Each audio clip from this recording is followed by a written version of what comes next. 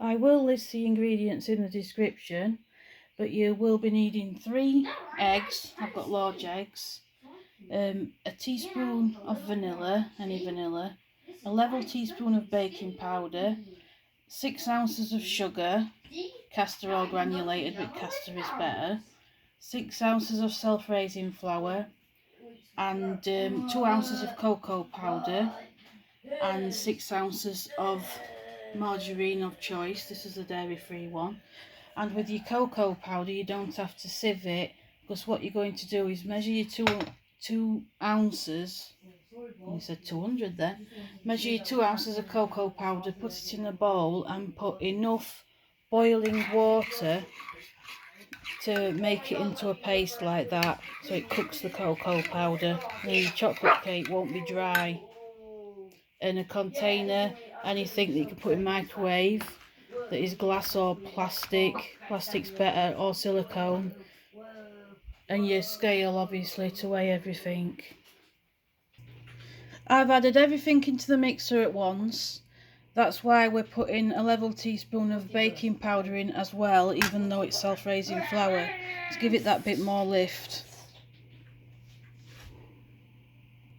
Halfway through, just stop the mixer and scrape it around the sides, making sure it's all in the bottom there, all incorporated, and then start the mixer again.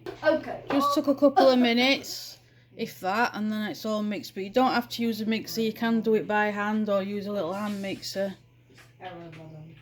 So scraped it all out into my dish for the microwave, my silicone flour dish.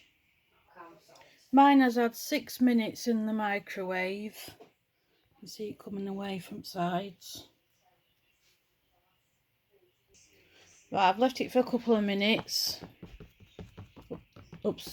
Turn it upside down after leaving it for a couple of minutes. I haven't looked yet. If it's not stuck, it is silicone. It shouldn't. I haven't greased it or anything. Oh yes, lovely. For the icing, the topping, we're just going to do cocoa powder and icing sugar with some water. But this time you do need the sieve for your icing, because if it's lumpy, it will not look nice when it's poured on your cake. Only add a bit of water at a time to your icing, because it soon gets really runny.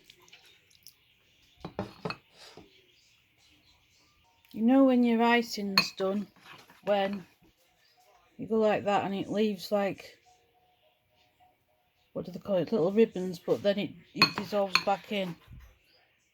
So it's not too thick to spread, but not too runny. So you can see the trail, but then it melts back in. And then if you want it to be chocolate icing, now's the time to sieve in a little bit of cocoa powder and see how it looks. And if you want it to look more chocolatey, just keep adding a bit more. I added a dessert spoon of cocoa powder sifted into mine. And when you're using cocoa powder, it makes your icing thicker, so just a tiny drop more water like that, and I'll give it another mix. So that's the icing done. I added a couple more dribbles of water. Just go on visually how it looks. See, that's not too thick, or it's not moving, but it's not too runny. Depends how thick you want it.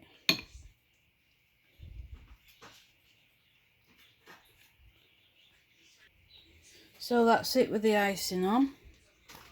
I just poured it all on top, let it run down the sides. And you can put some chocolate buttons on, or Smarties, or just leave it like that, or hundreds and thousands. Or what you could do is, like, one of my sons doesn't like bits, doesn't like sprinkles. You could do each one of these petals with a different topping on to suit everybody. So there we have it. Microwave chocolate cake cooked in, what was it, 6 minutes? With toppings to suit everybody. Sprinkles, Smarties, chocolate, what are they, chocolate chips, marshmallows, cabbage chocolate buttons, and some more sprinkles. But if you want it to be dairy free, remember to put dairy free toppings on. So this is the cake finished out the fridge. Oliver, which piece would you like to taste test? That piece. Right, let's get go.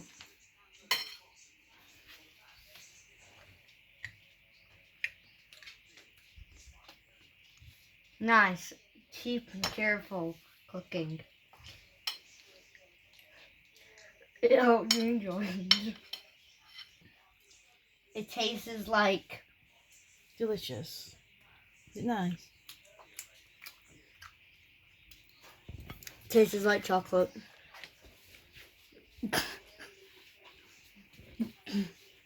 So there you have it, everybody. It's microwave chocolate cake.